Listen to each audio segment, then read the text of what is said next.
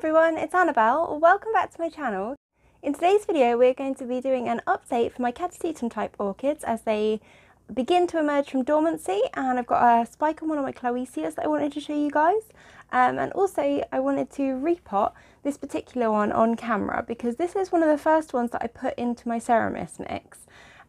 You can see the size progression on the bulb that I got it with compared to the new growth it produced for me last year. This one I think is a Catasetum albovirens. I'll pop a picture of the flowers that it produced up on screen. It spiked for me end of last year, and it's kind of semi-dormant, although it never fully lost its leaves. They're looking a little bit ratty. I didn't ever fully stop watering this one just because it kept its leaves, and when I would leave it for a little bit it would start to shrivel up, so it didn't seem to be fully dormant. So I kind of watered it every now and then, let it dry out in between waterings, and then kind of let it and then watered it again. But I thought I'd do the repot on camera because this one is the one that I've had in this setup the longest, and talk you through how I kind of cared for it over winter and also my other catasetums. So with that said, let's get started with the repot and then we'll move on to the update. Okay, so this one I really struggled to keep up with in this little cup. So it was a seedling when I got it, so I thought, well, I'll put it in a small cup. I found for catasetums this is a little bit of a mistake because they rapidly produce very extensive root systems, and in summer this one was pretty much drinking its reservoir within a day, even with the Ceramis mix. So I'm putting it into a larger pot, which I have repurposed. I've drilled some drainage flushing holes into the pot, but the actual reservoir level is here. So the holes I've drilled into the pot are a few centimetres above the reservoir, so I can actually give it an even larger reservoir than what is already in the self-watering pot. And something that I thought would be very valuable for catasetum types was this reservoir gauge, particularly for this one because it was so thirsty. So I'm going to be reusing the old media, but in the bottom, because it's got these reservoir plugs, I guess, little cones that go down into the reservoir to enable the wicking from the reservoir. I'm going to be filling those with leca rather than Ceramis so that we don't get clogs in there. So I filled the bottom up with a mixture of leca and pumice, and the mix that is going to be going in there is a mix of Ceramis, pumice and leca. So I had a lot of success with this mix for catasetum types last year, so I'm going to be continuing this year. Just going to talk you through my winter care while we do the repot. A lot of my catasetums didn't go dormant, and so I never fully stopped watering. What I would do was let them dry out between waterings, and then I would just give them a little bit of water. So not like a full watering. As a result, the roots continued to branch over winter, even through their dormancy.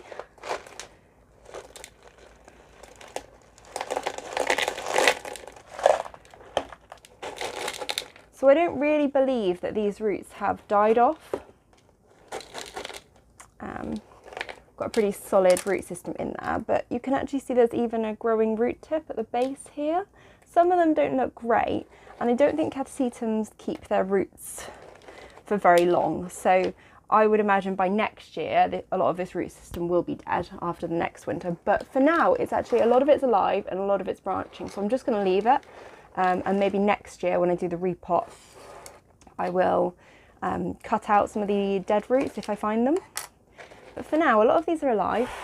It's kind of formed a complete solid mass of roots, so I'm actually just going to leave it like that and then fill around rather than disturb this too much. It's not got a new growth yet, so it's not actually coming out of dormancy. Okay, can you see the rhizome connecting these? It's so buried under roots, but it's that there. It's so funny. When it first put out a new growth, it looked like it was just putting out a new growth straight from the base, but you can see it's formed like a rhizome to the next growth. Anyway, don't know where this bulb is actually going to put out new growth from, so I am probably anticipating maybe this, but it could come from there, could come from the other side. So I'm just going to put it slap bang in the middle, and we will figure it out another time. Next year, maybe. So in theory, the best time to repot these is maybe when the new growths are just starting. You don't want to repot when there's loads of root tips available to damage by a repot, because the roots that they produce are so vital because they've got such a seasonal growth pattern. I'm just going to fill around this root ball with my mix of leca, ceramis and pumice. Okay, so I've repotted the orchid, just popped the root ball straight in. I haven't changed out any of the media from the middle because I'm using inorganic media, mostly clay. Leca and ceramis are both clay media, and pumice, which is a rock, so inorganic. You may say, why use inorganic when you're going to have to do a yearly seasonal repot with catasetums anyway? Well, I might not. Some of them I'm not doing that on. And they love moisture so much. I just like growing in inorganic, quite honestly. I like that I can give them as much moisture as I want and it still be airy. I find this quite easy to manage, and self-watering systems as well. I really enjoy working with inorganic media, so there's that. And I can reuse it, whereas moss you can't, so cost effective as well. So that is that catasetum all repotted. I'm just going to pop a pebble top layer on because it had that last time. Stops algae building up at the top as much, and this one didn't have a problem with getting its roots down. Catasetums have very tough roots. Okay, so that is that all done and repotted with a top layer of pebbles to stop algae building up onto the top of the ceramis there, and the back bulb is just there. It's sort of half buried in pebbles, but because the pebble top layer will stay relatively dry, I think this should still be okay. So this one I've also changed the label on. So potentially Catasetum albivirens. I'm not 100% sure whether it's an albivirens pure species or a cross with albivirens. It was sold to me as Cloecia Grace Dunn crossed with Self. The seller does their own crosses, so yeah, it was obviously mislabeled. They've promised me another Grace Dunn when they have one available. We'll see if that happens or not, but I quite like the albivirens because it was just so easy to grow. It was such an easy orchid to grow and a massive root producer and a very beginner friendly catasetum. The flowers only actually lasted a few days, which was unfortunate, but I'll take that. I think I'm going to keep it because it made me very happy last year with how rapidly it grew. So sometimes orchids just have sentimental value like that. This one doesn't need to do a lot to be a good orchid for me because it was one of my first catasetum types and it's just been super easy, super forgiving to grow. So that is my Catasetum albivirens all repotted, and now we're going to get on to doing a bit of an update on some of my catasetum types that are emerging from dormancy. I'm not going to give you a full update like I did the first time I introduced you to my catasetums because that was like a 40-minute video. I'll be honest, I like watching long videos, but I appreciate fully that most people probably don't want to watch a 40-minute video. So we're just going to do a couple of my catasetum types, just a little roundup of what's happening at the moment. Okay, so here we have my little catasetum collection, or at least the ones that are doing something that I can talk to you guys about, and it's going to be interesting, not just, and here's another dormant catasetum. So if I'm not showing it today and you saw it in my original introduction video, I've still got them all. None of them have rotted over winter. I'm actually just thinking there's a few on another shelf that were seedlings that are all doing something, but I think this is enough for us to be starting with. So if they're not shown today and you want an update, just pop a comment down below. I will update them in due course when they start doing something, but at the moment some of my dormant catasetums are just still thinking about their life choices and they're still producing roots, which is weird. They're branching off, but they're not producing new growths yet. So that's kind of where we are with the dormant ones. So if we start off, I think, with my Cycnodes Wine Delight, or Delights, because I have two of them, because that's quite an interesting story in comparison that I can tell you guys. Okay, so these are my Cycnodes Wine Delights. As you can see, a bit of a size difference. This is the one that I actually got to replace this one. So, start off with this one. I bought it from Orchid Garden, and I think around August last year. I filmed the unboxing but was actually really disappointed with it, so I contacted them first and they refunded me a few orchids, and it just was kind of a bit of a non-story, so I didn't put it up. Maybe I should have, but yeah, sometimes when life gets in the way, filming kind of takes a backseat, and I just never edited that. I think it got deleted eventually. So this is Cycnodes Wine Delight that I got from Orchid Garden, and it basically just rotted. It's starting to rot when I got it. I don't know why. It was in growing season. It shouldn't really have, and it wasn't cold, but it started to rot and then it just kind of disintegrated. And I managed to save this little tiny bit of a bulb. So it was like a third of a bulb. that I managed to save. So I just chucked it on a shelf and it sat there all winter. And then I noticed it had a little node swelling. And then it started producing this.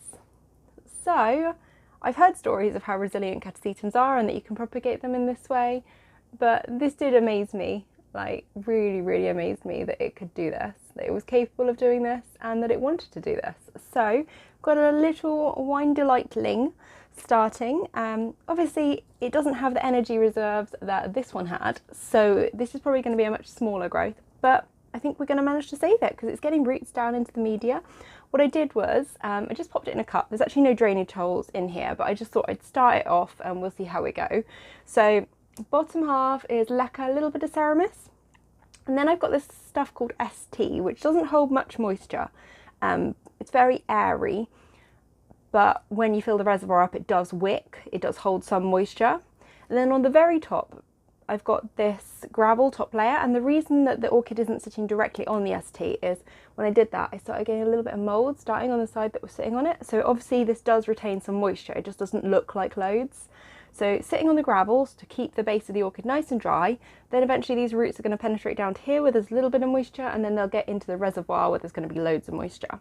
That was my kind of thinking. I guess this is maybe like an inorganic PET type method, but basically I didn't want to sit this pseudobulb down onto a wet mix because it would have just moulded the pseudobulb, which is what I started to get. So I'm just going to leave it like that. Eventually, when this is sizable and maybe has another new growth on it, I will take this off. But for now, that is providing all the energy that's feeding this little new growth to start. So I'm very excited about that. It's very surprising to me, but catasetums are renowned for how resilient they are. And then further along, we have a wine delight that I bought after this disaster, and I got refunded this from Spiceotic Plants. Same sort of price, and I've got a very good plant, so I'm very happy with it. So I got it with this bulb and it was leafed. I think it was September time because it was just after, it was about a month after I got this. So it was producing new roots, didn't produce another new growth for me and didn't spike. Then obviously I've kept it. I can kind of see how I've kept it because it's kind of a good stage to show you. You can see little droplets of moisture in there. But by no means is this wet, like the reservoir is empty. And I will water this again, just with a tiny bit of water shortly. But I think I'm going to resume full watering for this soon because you can actually see one of the new roots has made it down right all the way to the reservoir. It's got quite a lot of new roots, and I think that at the moment, I mean the back bulb isn't shriveling. Not totally sure, but I've got quite a lot of new roots going right down into the pot, and I think at this stage I'm probably going to start keeping a little bit more water in the reservoir. Not maybe full watering where I'd be keeping the reservoir constantly full, but as I'm new to catasetums, I'm still kind of feeling my way, and I didn't go for a full dry dormancy because to me that didn't make sense. That wasn't intuitive to me. That's not the way I like to grow things, so I didn't do it. I just let them dry in between. I don't like seeing things shrivel. To me, if an orchid is shriveling, that means that it's using more than it's taking in, and that it implies that it is using energy, nutrients, water reserves. So I think for beginners, it's safer to keep these as dry as you can because there's a risk of rotting. But for me, I'm a beginner and I suddenly got a lot of catasetums last year and I didn't kill any with my watering method over dormancy. So I think it's possible. And I've certainly seen a lot of other growers saying that they do it. I think it's just up to you as to what works for you in your environment. And bear in mind that I kept my orchid room heated because I've got warm growers in there and they're all under lights. So it kind of stayed nice and warm and bright for them. So I don't think they fully went into like a deep dormancy. They kind of just lost their leaves and thought about their life for a while and are starting up again now. So I'm going to start giving this one some water, maybe not full like sitting it in water, but definitely going to start watering, I think, because we've got some roots nice and deep in the pot there. So that's my Signodes Wine Delight. Next one, I'm just going to talk about briefly. It's not actually come out of dormancy yet. Its leaves are looking super tatty. They all got spider mites over winter, the ones that kept their leaves. So I've treated them. just looking very tatty, and neem oil seems to me, when I keep them under bright light, to cause a little bit of chlorosis and mottling on the leaves. But this could be a combination with the spider mites as well, I'm not totally sure. But I thought I'd show you this because it just keeps branching its roots. Even though it's technically, I guess, dormant, it's not lost its leaves and it's still branching roots, so I'm still giving it a little bit of water. Just because I don't like seeing new root tips drying out, and it's producing new root tips still. So I'm just going to keep giving it the tiniest bit, so you can see that's it's got the little bit of water there in the reservoir. Let me just tilt that, but not very much. So I let this dry out and then I give it a little tiny bit again. Just see how it goes with that. I'm kind of feeling my way, like I said, so don't take this as you should do this. I guess this is just me experimenting and seeing how far I can take watering with them without killing them or rotting them. Next one is another orchid that I got from the same seller as that Catasetum albovirens that wasn't what it said it was, so this could be incorrect labelling. This is supposed to be a Cloecia jumbo grace crossed with Catasetum semicirculatum. Just producing a new growth there. It just came with this old bulb, so I think that we're going to get some good size progression on this new growth. I'm keeping this a little bit more moist because it seemed like the roots were having issues with the dry top layer, so I'm trying to water it a little bit just to keep the media a little bit more moist because it seems a little bit fussy with the inorganic media, so I'm not totally sure why, but I had a few root tips dry out and lose their growing points. I think they will eventually resume, but I just thought that that was a consequence of this being all a bit too dry, because I pretty much left it alone and didn't water it much over winter, so it was going very dry. So I'm just giving it a little bit of water. I did notice this back bulb was starting to really shrivel, and I watered it and it plumped up again, so I think it does need maybe a little bit more moisture in the pot. So we'll see how that goes anyway. Next we'll talk about some of my black orchids, which are both making nice new growths. So this is one I got from Buscal Orchid last summer, and it literally did nothing. It grew roots and did nothing else all summer and winter. Didn't flower, didn't produce new growth, the bulb didn't grow anymore. I felt like it was just annoyed at me, but it finally put out a new growth and I've repotted it, and you can actually see the roots from the new growth are getting down into the media already, which is good.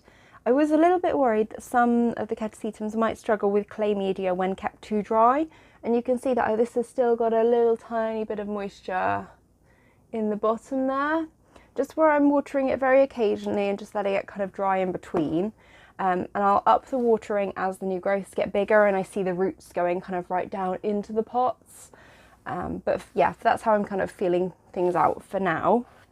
And this is my Fred Clarkiara After Dark Black Pearl, which is a very famous hybrid, along with the Moniarara Millennium Magic Witchcraft.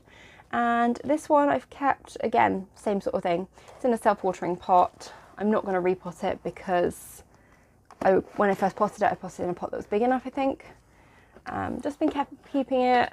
Reservoir is pretty empty. A little bit of moisture in the pot, but you can see that it's quite dry. It's not like wet. And again, when I see roots kind of starting to emerge down here, I will probably up the watering. But for now, maybe that's a root. That might be a root. For now, I'm just going to keep doing what I'm doing, just giving a little trickle of water, letting them dry a little bit, giving them a bit more water, see how we go with that, because the last thing I want to do is flood them with more water before they're ready, because I have heard people saying that the roots stop growing or they don't develop as expansive a root system if they're given too much moisture too early. I don't know if that's true or not. See, I'm feeling my way along, and there's lots of information out there about catasetum growing, and some of it I don't think is applicable to everybody, and I don't think there are hard and fast rules. I think you just kind of need to feel your way along, and the tried and tested methods of not watering until roots are a certain length and keeping them bone dry over dormancy are there to enable beginners to grow them successfully without risk of rotting them, and I definitely think that that's really important. But at the same time, it might not be the only way or the best way to grow. It depends on your environment, I think. in nature, there's going to be a dew point even in dry periods. So they're going to be getting like morning dew. They're not going to fall off a tree and be like kept in a dark box, completely bone dry until spring, are they? So I guess I'm kind of trying to replicate that and just feeling my way along and seeing how things go. Obviously I'm keeping them warmer and nice and bright over winter, so that also is going to contribute to how I keep them. And then this one is a Catasetum Pierre Curie crossed with Catasetum Penang, I think. And I think this is another Orchid Garden one that arrived with no tag, but I looked back through my records of what I'd ordered and this was the only one that seemed to be missing, so I guess it's this one. And this one's got 2 new growths. It's a little bit shriveled. I'm watering it occasionally, but it didn't really arrive with many roots. It's kind of making roots, but it's not got an expansive root system, so I'm not really watering it that much because it needs to develop a root system first, I think. We'll see how that goes. I might repot this one actually. You can see new root tips desiccating. Not sure. I'll leave it alone and see how it does. So yeah, this isn't a how to keep catasetums. I guess this is more a how I'm stumbling along trying to grow my catasetums. So if you take anything from this, then that's great. But I am not the resource to go to for catasetum knowledge. I feel like I'm just kind of growing them how it makes sense to me. So next up, we've got my Clowesia varchevitzi. This one's it's kind of puzzling to me. I've kept it, I didn't ever fully stop watering because it kept growing roots. And I guess that feeds into it. So I probably never stopped watering because it was still growing roots, and because I never stopped watering it then continued growing roots. But yeah, I've kept it kind of, you can see the sphagnum's not wet, and these roots are still dry. The top's still fairly dry, just kind of slightly moist and then drying out between waterings. So this is the spike it's producing. I'm very excited for this, and I'm a little bit confused about, basically this spike is producing roots. Don't know if you can see in there. It's got some happy sap, which is like obscuring what I'm actually trying to show you. So basically what I'm trying to show you is this spike is producing roots, but there's also like a thing in there that I don't know if it's a new growth coming off the spike, or because I know that catasetum spikes can produce roots, like that's not unusual, but I just wonder whether this is also producing a growth of some kind. I'm just going to try and remove some of this dried sheath material, see if I can get a better look at what's actually going on in there. So there was quite a lot of happy sap around the base of that, so I just have to get some tweezers to try and free whatever it is. And I feel like the spike has a nub. Can I focus on that? I don't know. Anyway, the spike is producing more roots, and there seems to be some sort of a nub at the base of the spike, which is covered in happy sap. Who knows what that is? Anyway, I've got a spike, so I'm really excited because Clowesia flowers are kind of famous, and the varchevitzi has beautiful flowers. I'm very, very excited for it, if the ID is correct, which seems to be a common theme with some of my catasetums, that my IDs are not correct, but this one's from Orchid Garden and is labelled. Fingers crossed. Another catasetum type that is spiking for me is this little seedling here. So this is supposed to be Catasetum denticulatum, and again this is from the same seller that I had the ID mixed up with the albovirans, so I'm not holding my breath. This is the bulb that I got. It was chucked in for free with my order, and then it produced this growth, and I made the mistake initially of putting it in this little pot because it was a seedling bulb. I thought, well, that was a mistake. Like I said, catasetums produce very, very expansive root systems very, very quickly, and that little pot soon became chocked full of roots, and roots were growing out the bottom and they were coming up, and it was a complete mess and a nightmare, and I couldn't keep up with watering. So I just chucked the whole pot, because it was at that point producing a spike, into another pot and filled around it with Ceramis, and because I didn't want to disturb the spike that it's growing. So that seems to have worked for now, just to get it through while it makes these two tiny little flowers. I was very shocked that this little growth was actually producing flowers, and I've just found, oh no, I've just found spider mites. So I just noticed that there was happy sap on the underside of the leaves, so I took a closer look and I've just found that there are spider mites on this one as well, so that's going to get some neem oil attack.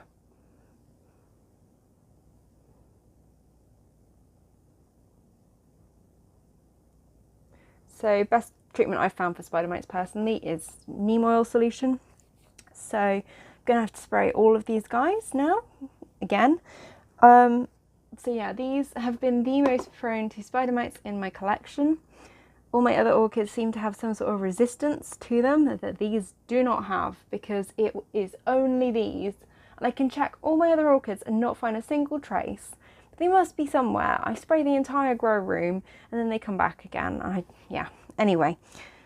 I think the key to controlling pests is consistent and regular application of treatments. So this year I'm going to be doing once monthly treatments for pests, because I didn't last year and I got an invasion of thrips and then I got spider mites and it was just a bit of a nightmare, so I'm going to keep on top of it this year. Anyway, so that is catasetum denticulatum possibly spiking with spider mites, and that is the end of my little catasetum-type update. I hope that you found this update interesting and not too long. Obviously I do have plenty of others that are still thinking about what they're doing with their lives, but these are the ones that are doing something interesting at the moment. Thank you so much for watching today, and one thing that I want to say before I go is I'm going to be making a couple of little videos for the global virtual orchid show, and if you're interested in learning more about that, you can pop over to My Green Pets channel. I'll link it up in the corner here, and he's suggested doing a virtual orchid show for everybody around the world to get involved with on social media, because we're all kind of stuck in our houses a bit more and all of the orchid shows and society meetings have been cancelled.